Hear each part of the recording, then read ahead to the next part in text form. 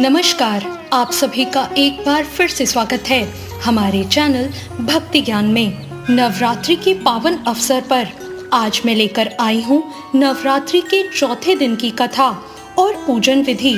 आज हम दुर्गा माँ के चौथे स्वरूप माँ कूष्मांडा की आराधना करेंगे। आइए भक्ति भाव से सुनते हैं माता की कथा और पूजा विधि।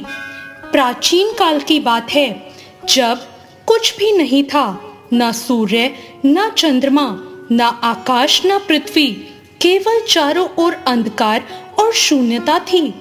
उस समय केवल एक आदि शक्ति ही विद्यमान थी। उस समय न कोई दिशा थी, न आकाश, न पृथ्वी, न कोई जीव जंतु और न ही कोई गति। उस समय केवल जो शक्ति विद्यमान थी वो थी आदि शक्ति माँ दुर्गा। माँ ने अपनी हल्की मंद मुस्कान से ब्रह्मांड की कल्पना की। तब उनके मुख से निकली हुई दिव्य ऊर्जा से चारों ओर प्रकाश फैल गया। उसी प्रकाश से सूर्य, ग्रह, नक्षत्र, आकाश, पृथ्वी और जीवों की उत्पत्ति हुई। इसी कारण इन्हें कूष्मांडा कहा गया, जिसमें कू का मतलब होता है छोटा, ऊष्मा यानी ऊर्जा और ताप, अंड का मतलब होता है ब्रह्मांड।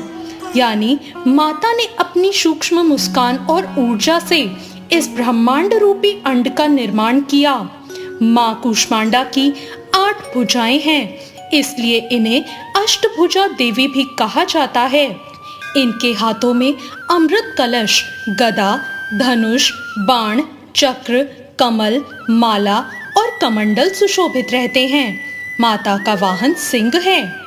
माँ कूष्मांडा ने समस्त सृष्टि के छोटे से विशाल ब्रह्मांडीय अंड को जन्म दिया। ये समस्त ऊर्जा, समस्त प्रकाश, समस्त गर्मी और समस्त जीवन का स्रोत हैं। इन्हें मुस्कुराती हुई माता भी कहा जाता है। इन्हें बस मुस्कुराना होता है।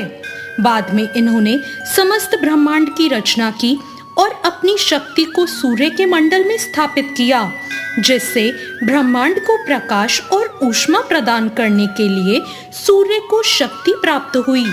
प्रकाश की स्रोत के रूप में माँ कूष्मांडा को सूर्य देव, भगवान सूर्य का मार्गदर्शन करने वाली कहा जाता है। वे सूर्य के केंद्र में निवास करती हैं और उन्हीं की प्रभा से सूर्य प्रकाशित होता है। माता की पूजा के लिए नवरात्र के चौथे दिन प्रातःकाल स्नान करके स्वच्छ वस्त्र धारण करें। स्त्रियां लाल, पीला या नारंगी वस्त्र पहन सकती हैं। पुरुष पीले या सफेद वस्त्र पहन सकते हैं। स्वच्छ आसन पर बैठकर संकल्प करें कि हे माँ कूष्मांडा, मैं आज आपकी पूजा विधिवत करूंगी और मुझ पर कृपा करें। इसके बाद माँ की प्रतिमा या चित्र के सामने कलश को स्थापित करें। दीपक और धूप जलाएं, रोली, अक्षत, मौली और पुष्प अर्पित करें। माता को विशेषतः गेंदे या कमल के फूल प्रिय हैं। भोग के लिए माँ को कद्दू, जिसे कुमड़ा कहते हैं, उसे अर्पित करें। दूध से बनी मिठाइयाँ, मालपुए, हलवा, नारियल और गुड़ भी चढ़ाएं। माता के पूजन के लिए इन मंत्रों का जाप करें। माता का बीज मंत्र है ओम ऐं ह्रीं क्लीं चामुंडाय विच्चय और माता का पूजन मंत्र है ओम देवी कूष्मांडाय नमः। इस मंत्र का 108 बार जप करने से विशेष फल मिलता है। इस दिन दान करने का भी विशेष महत्व है। गरीबों को भोजन कराएं, फल, अनाज, वस्त्र और कुमड़े का दान करें। ब्राह्मण, गौ या कन्या को भोजन कराने से माता की कृपा कई गुना बढ़ जाती है। दोस्तों, माँ कूष्मांडा को कुमड़ा चढ़ाया जाता है, जो कि कद्दू होता है। कुमड़ा अंदर से खोखला और हल्का होता है। ये अहंकार रहित हृदय का प्रतीक है। इसमें अनेक बीज होते हैं, जो कि संपन्नता और सृष्टि की वृद्धि का प्रतीक है। इसका उपयोग औषधि में भी होता है। ये स्वास्थ्य और आयु की वृद्धि का प्रतीक है।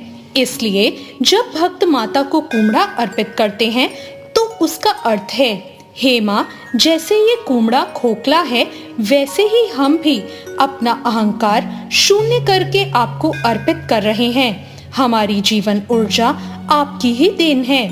माता को कुमड़ा अर्पित करने से भक्त को स्वास्थ्य, ऐश्वर्य और दीर्घ आयु मिलती है।